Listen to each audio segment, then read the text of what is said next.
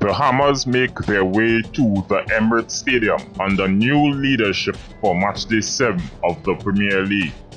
With only one win and one draw so far, West Ham have struggled to find form, but they'll be hoping that a change in the dugout can inspire an upset against the well-oiled machine that is Arsenal. History will give them a glimmer of belief. West Ham have won their last two visits to the Emirates, though those victories have sandwiched some heavy, high-scoring defeats. With the international break just around the corner, both teams will be eager to grab 3 points and head into the break on a high. Under Nuno, West Ham set up in a 4-5-1 formation.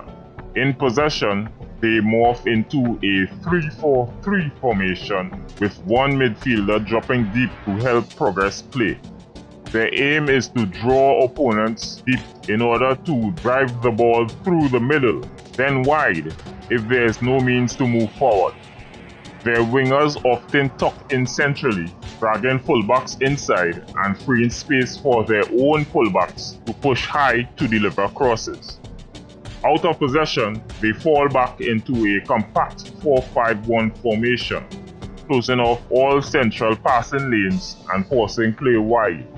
Their press isn't particularly aggressive until the opposition enters their final third, where they look to swarm the ball carrier and disrupt build-up play. They do have weapons. Their wingers carry a real goal threat, and Lucas Paqueta is the creative heartbeat, linking transitions and slipping passes into dangerous areas. While West Ham don't shoot as often as Arsenal, they are more efficient with the chances they create, especially on the counter, where 2 of their 3 fast breaks this season have ended in goals. But their flaws are glaring. They struggle when pressed high while building out from the back. They frequently lose focus on second balls from corners, something Arsenal are well equipped to exploit.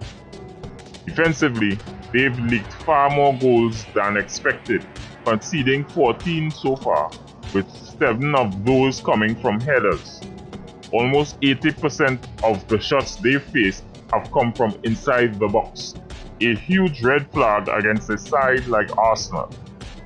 With only one game of Nuno's West Ham to analyze, it's difficult to predict exactly how they'll approach Arsenal.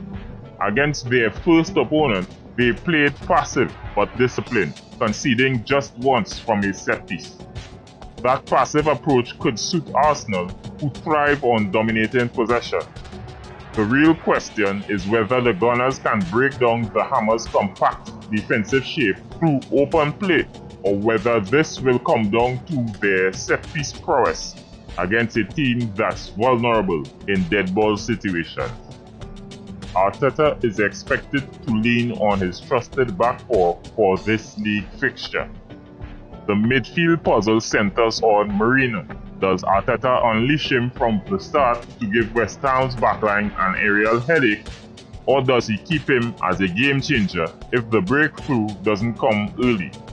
My guess, Rice, Odegaard and Zubimendi will form the midfield trio, with Merino saved for later. On the wings, Martinelli is back in form, but Arteta may prefer Eze's versatility on the left to test West Ham's compact defense. Saka will hold on the right, with Gyokeres leading the line. Somerville has been lively since breaking into West Ham's starting 11. Timber will need to be sharp to contain his swift and crafty movements.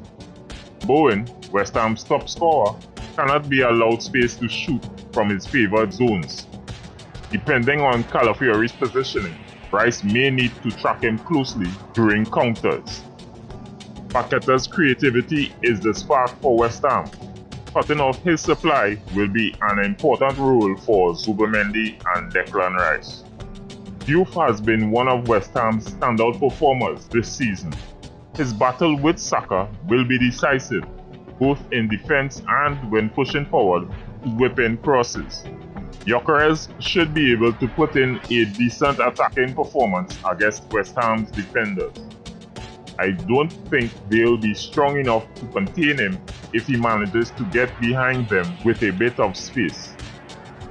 Despite West Ham's recent success at the Emirates, this feels like Arsenal's game to lose.